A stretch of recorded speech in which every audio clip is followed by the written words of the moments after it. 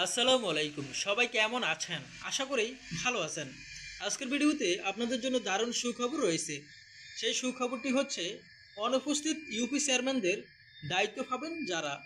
আপনারা ইতিমধ্যে জানতে পেরেছেন যে চেয়ারম্যানদের অপসারণ করা হয়েছে, বিভিন্ন চেয়ারম্যানকে বাদ দেওয়া হয়েছে।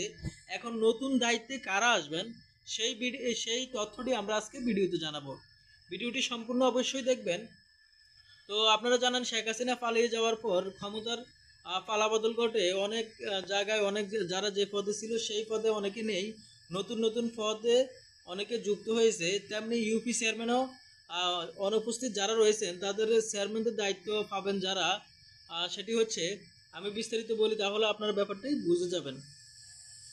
শেখ হাসিনা সরকারের পদত্যাগের পর উদ্ভূত পরিস্থিতিতে দেশে অনেক ইউনিয়ন পরিষদ চেয়ারম্যান ধারাবাহিকভাবে কর্মস্থলে অনুপস্থিত আছেন। জনসভা অব্যাহত রাখার জন্য তাদের জায়গায় বিভাগীয় কমিশনার বা জেলা প্রশাসক স্ব পদে অধিক্ষেত্রের সংশ্লিষ্ট ইউনিয়ন পরিষদের প্যানেল চেয়ারম্যানকে আর্থিক ও প্রশাসনিক ক্ষমতা অর্পণ করতে পারবেন।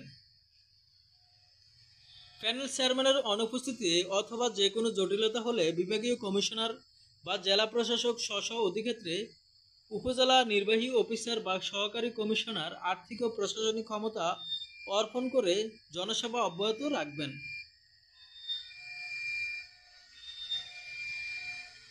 সোমবার 19 আগস্ট স্থানীয় সরকার বিভাগ থেকে এ সংক্রান্ত পরিপত্র জারি করা হয়েছে।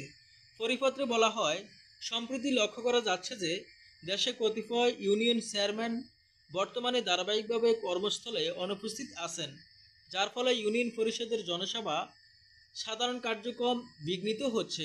উদ্ভূত অসুবিধাগুলো দূর করার জন্য এই আদেশ জারি করা হলো। 1.